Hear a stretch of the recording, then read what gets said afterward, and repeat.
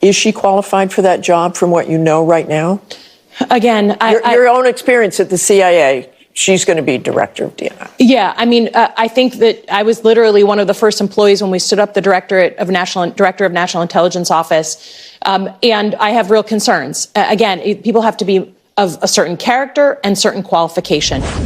And it should be very easily handled by, if necessary, by National Guard, or if really necessary, by the military, because they can't let that happen.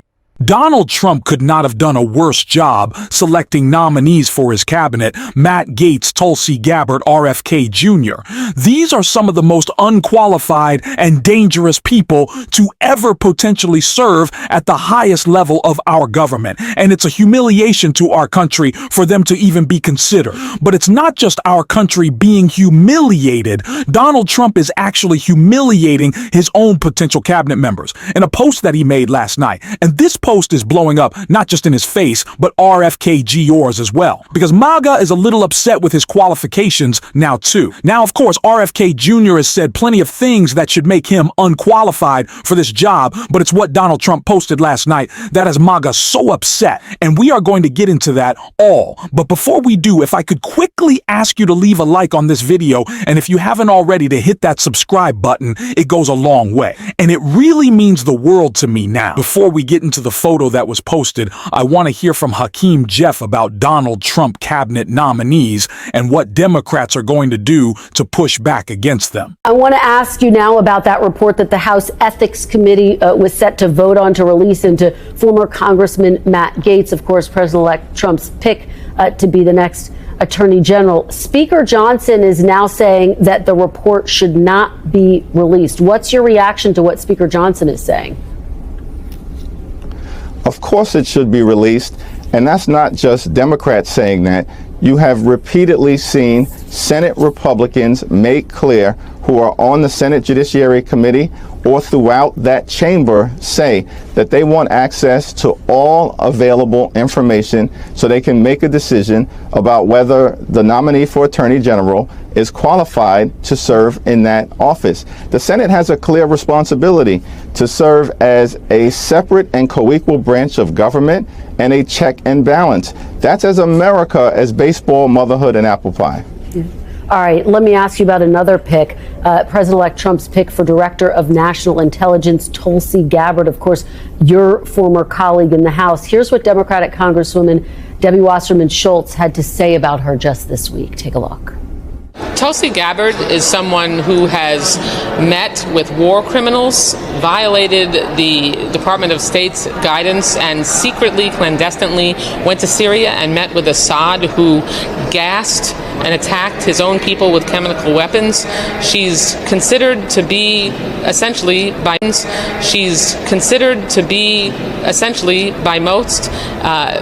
assessments a Russian asset. Leader Jeffries, do you agree that she's a Russian asset?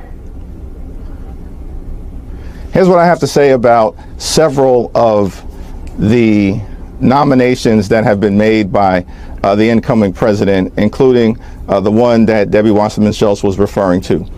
The incoming president, throughout the campaign, promised the American people that we would have the best economy, the best border security, and the best administration possible. The question that has to be asked, is this the best that we can do in the context of some of these nominations? Is this the very best that America has to offer for a moment like this with so many challenges that we confront? Of course not.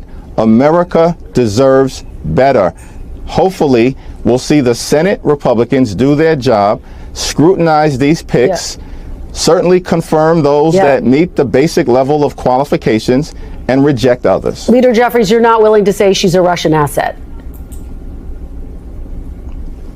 No, that's not how I would characterize her at this particular juncture, but I'm open to scrutinizing whatever information is presented to all of us, but this is going to fall on Senate Democrats and Senate Republicans. Very quickly, of course, there's talk of recess appointments. If President-elect Trump tries to push that, is there any recourse that you have in the House to try to block that from happening? What would you do? Well, we will work very closely with our Senate Democratic colleagues, I have great trust and respect in Leader Chuck Schumer and Dick Durbin to make sure that no end runs can be done as best as we can. Listen, at the end of the day, we have to stop the brinksmanship, stop the partisanship, stop the bickering and the backbiting. The American people sent a message. They want us to work together to deliver real results and solve problems for hardworking American taxpayers. That's the job that House Democrats will do.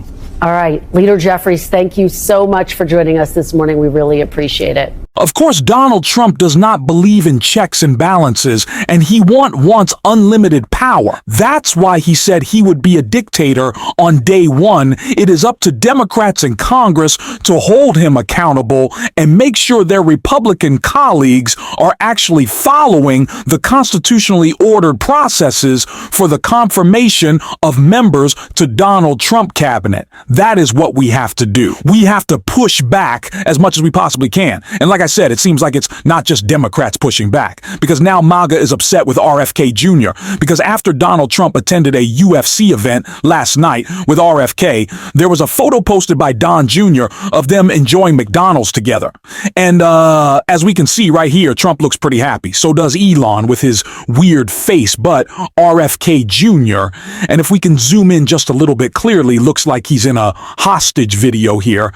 I don't know how Mr. Health and Wellness RFK is really getting into a Big Mac, but it's not just me who is confused, because we saw tweets like this from MAGA, all upset. A writer for the New York Post wrote, "Not even one day on the job yet."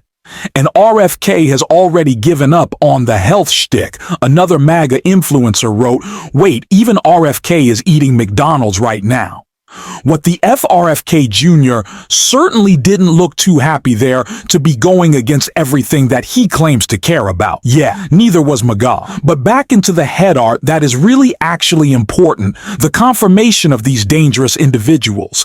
And Adam Schiff gave some interesting insight into why he believes Donald Trump is going so far with his cabinet picks in this clip right here. You heard what Speaker Johnson said about Matt Gaetz. What do you think? I think he's not only unqualified, he is really disqualified. Are we really going to have an attorney general who there's credible allegations he was involved in child sex trafficking, potential illicit drug use, obstruction of investigation, who has no experience serving in the Justice Department, only being investigated by it?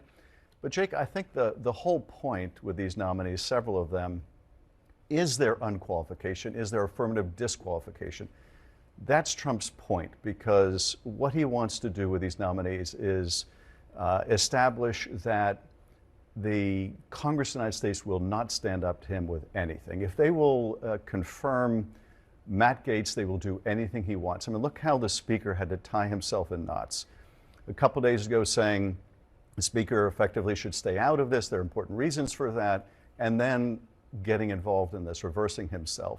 I completely agree with the senator-elect. This is Donald Trump telling Republicans that he's going to do whatever he wants and that they have to fall in line now. And it's so interesting to see MAGA Republicans pretend like this is a shock to them, or maybe it is.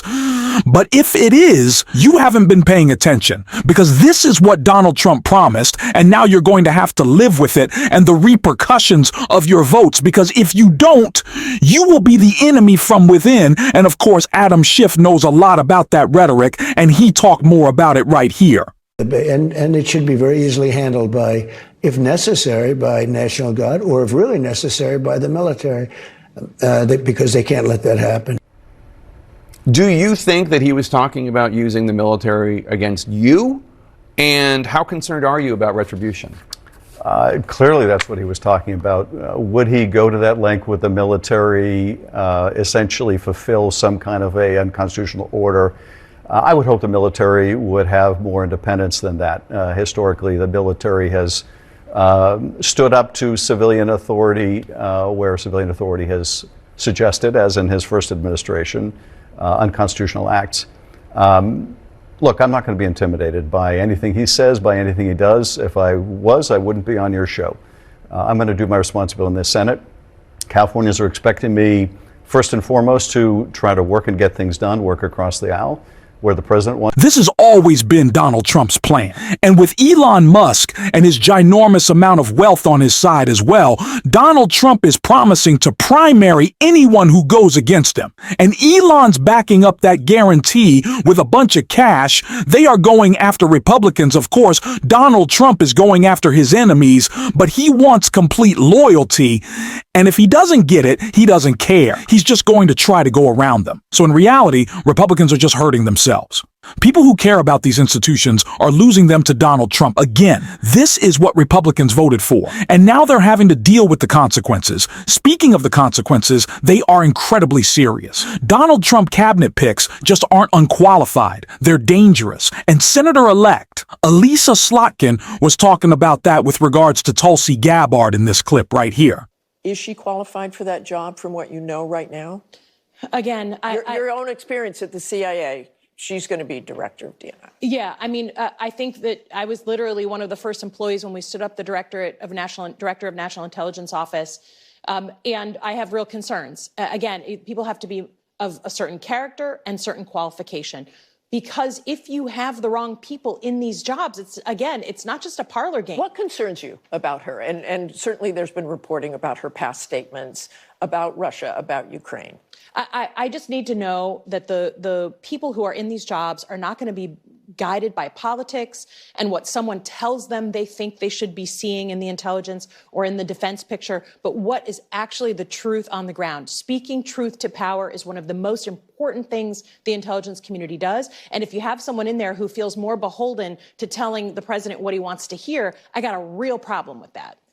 These are dangerous individuals who have no place in our government, and although they have been nominated, we have to fight every day to make sure that they are not confirmed. And that's what we're going to be talking about every single day on the show. And if you want to support that, as always, you can hit that subscribe button, you can leave a like on this video, and if you stuck around to the end, you can drop a blue heart in the comments. Till next time, I'll see you soon.